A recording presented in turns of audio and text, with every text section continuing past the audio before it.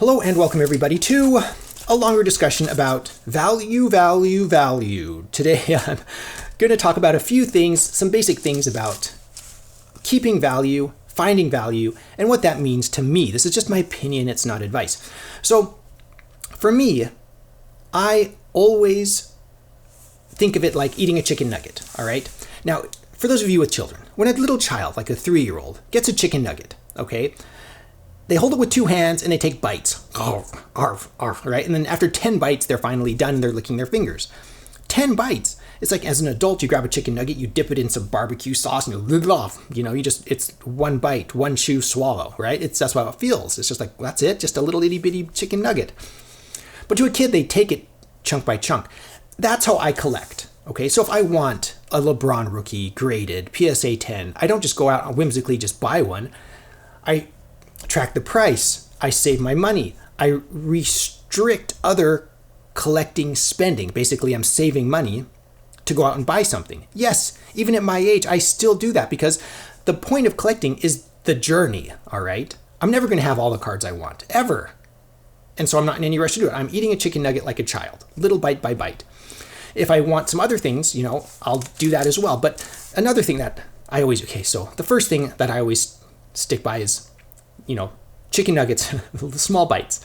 The second thing, I don't get on the bandwagon.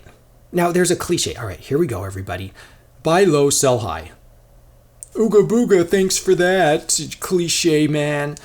You're welcome, cliche viewer. So another way of thinking about that is you want to buy when everybody else is selling, and you want to sell when everybody else is buying. So this year, in the 2020 year, when I acquired all of these, there was this Zion Williamson hype. It was a hype train. When everybody's on that hype train, I get off that train. I wave them off into the sunset, happy sailing. Sailing? Yeah, because trains sail, didn't you know? So, happy Zion hype, and I go look for another train. And that's where we get to our first card here. We get to Barry Sanders. I found a great deal on a Barry Sanders. It's only 9 mint, okay? So it's only a PSA 9. Another point of discussion is value. Remember, value. My third kind of thing is the grading system. It can be there can be any number of things, but in this case, it's grading. A PSA 10, like for example, with Pokemon. Look, I just opened up some Pokemon just recently. This is a pack, and I pulled a V. I think this is on my poker chip channel. I review poker chips, everybody. It's true. You can go check that channel out. I'll put a link somewhere. Rhyperior. I have no idea how to say that. But either way, it's fighting. Is it effective against electric decks? Because I need to build a deck to beat my son's Raichu deck. Either way, like Pokemon, like I see a Charizard shiny PSA 10 selling for like $15,000, and the PSA 9 is like $50. All right, I exaggerate a little bit, but it's so far off, it just doesn't make sense. And so I found a PSA 9 Barry Sanders that I really liked. And I'm keeping this. I have no intentions of selling it. So I'm happy with the 9 because I'm not interested in the corners or the edges. I just like this hologram here. And it was exactly what I'm looking for. Very happy with this Barry Sanders. Look, he smiles at you. See, Barry Sanders. I love Barry Sanders. But I bought this with, all the Zion hype going on because this was just ignored. Super cheap. Done. Love this card. And so for me, that's how I think, right? Those are 3 things I do for value. Another thing so along with the 9, sometimes you have to time things just right.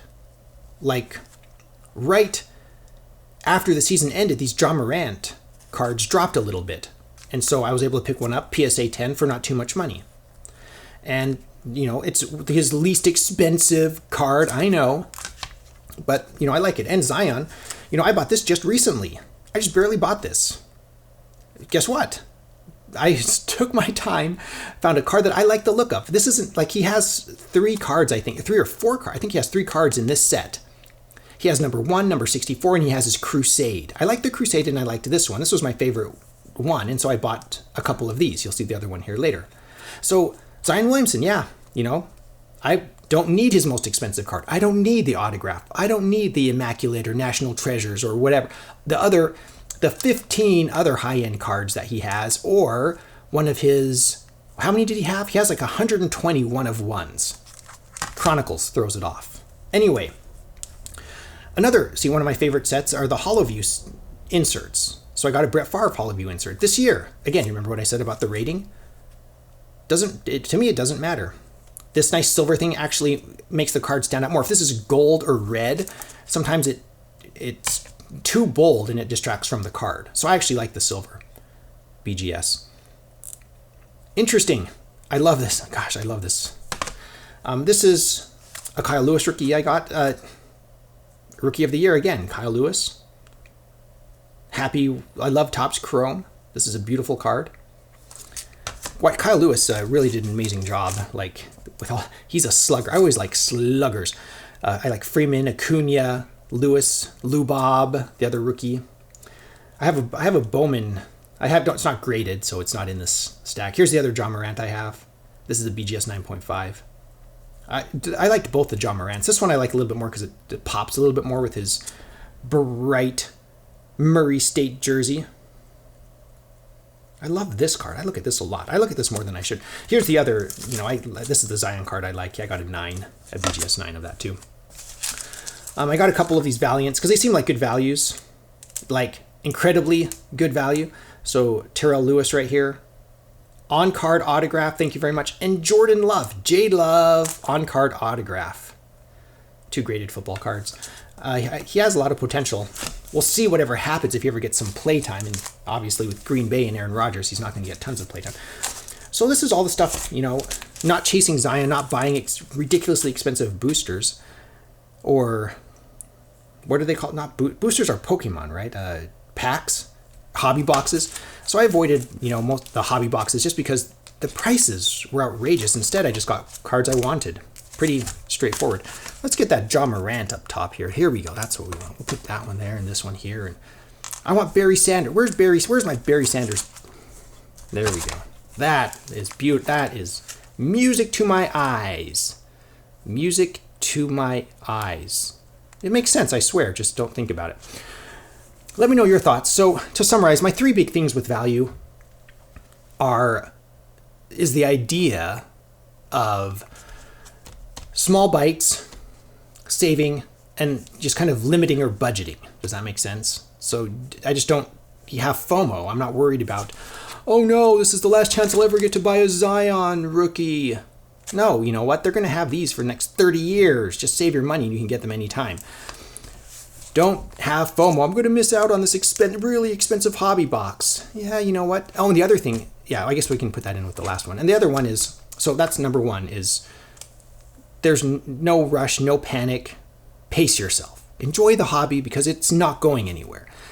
The second thing, like people who I notice, I'm still on this. People I notice who go out and max out their credit card because they're afraid they're going to miss out, have a tendency not to stay in the hobby for very long, which is sad, really. We want you around. We want you to enjoy collecting. I want you to enjoy collecting, and I personally want to enjoy collecting. That's why I have that pace myself rule.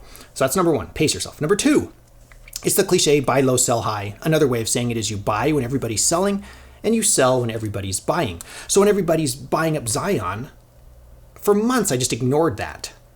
For almost a year I ignored that, and I went out and I just bought football cards, other cards that I wanted, and waited until all the hype settled after the season and picked up just a cheap Zion graded card, and I waited for them to get graded, That's what I wanted, and so I just waited. Pace yourself. For me personally, my opinion, that's important to me. Number 2, the buy low, sell high, I already talked about that. And then the third thing is this idea of looking for the best value. Okay, it might be a value in the grade. So if a PSA 10 is not available or is 500 times the 5 or 10 times the value of the PSA 9, just get the PSA 9. It's a beautiful card. If you're a collector like me, that's my opinion. That's how I feel. Okay. It could be timing. It's like at the beginning of the season when things are crazy priced and not graded, you can wait till the end of the season or the off season, or just wait for that low or wait for it to dip. So it can be timing. It can be the grade. It can be like right here, BGS 9. It can be anything. Just time it. Look for, different brands, whatever you're looking for. Find what you're looking for.